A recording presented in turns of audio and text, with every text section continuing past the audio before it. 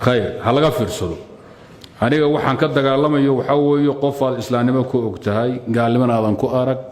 xeray iska ilaaliya qof eedan gaalnimo ku arag ninka gaalaysiiya bari baan ka ahay fi dunya wal aakhirah xerna iimaha la yamana tiirin karo saaxibna manihin ardayna iimaha aakhiri aduna bari baan ka ahay been yaan isu sheegi qof eedan gaalnimo ku ogeyn ninka waa gaal yiraahda waa khariji aniga tolkay ma aha reem calina ma aha انت مياد فانتي انت هذا ما كفتم وي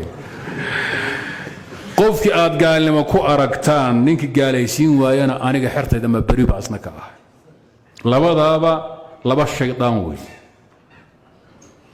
لبا مسلمين ما هي بين ليدين شيء نين قال لما كو دفلين نينك كوفيد كو عاميا بري بانكا نين الاسلام ما كو اوغتين واذا قال لما كو اوغين وقالنا بري بانكا hawsha iska ilaaliya labada dabagelisku idin bixin bayduna ya sayidin go'in in badan baa idin sheegay dabagelisku rag badan buu u baxay bayduna rag badan bay u go'day laakiin miisaanka inaad ku socotaan waa la awoodi waayay miisaankaas daqiiqa al raba xaqi minna uga baydin maxaad ku aragtay calaamada islaam wax gaalimana kuma ogid muslim dheh wuxuu qarsan isaga u taallaa ka soo baxo meesha ugu xun adduunka ee hadda loogu neceb yahay talaabiib ka soo boodo hawl ku taalama magaalada ku ogta magaala waxa lagu yiri meesha ma aragtaa zinadi iyo khaniisnimadii iyo balaayo dhan in Mooriyaana in Qaysha in Beenalayaala tuula ka fisq badan nin baa ka soo baxay magaca Cabdullaahi faasiq baad ma dhigi kartaa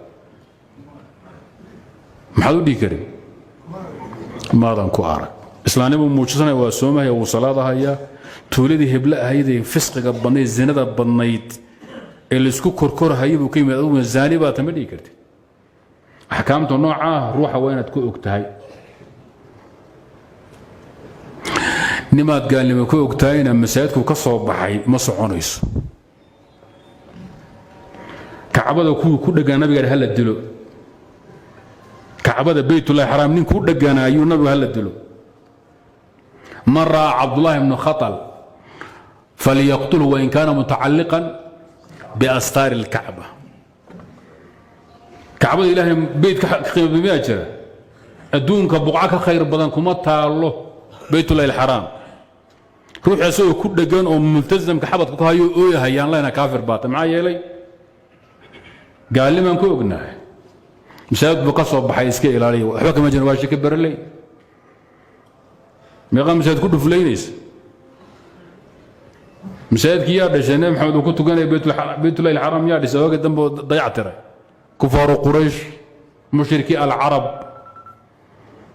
إسلامكو يقال لماذا وأفعال يرقن روح صميو معها واحد يجي لفتي سلوتي سكتر سن معها بالرباط كدقائق وتقصوا النقن يمسي كافرا ويصبح مؤمنا والعكس صحيح ninkaad ku aragto soo hebel waa gaal kaalay maxaad ku ogtay waxa san ku ogahay hebel nin xun way maxay wadaad misaal ka soo baxay buu gaalaysanay waa beenaale adaan wax fahansanay marka iyada warayso ka dhawr wadaadkan sabab man ku ogay waa qiimo badan baan ogahay maxaad ku aragtay cudurku ku arkoorto warayso ee ha qadidin kaliya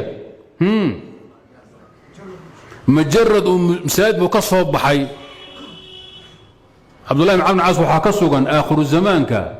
مساجد المنافقون ببحين دون طبع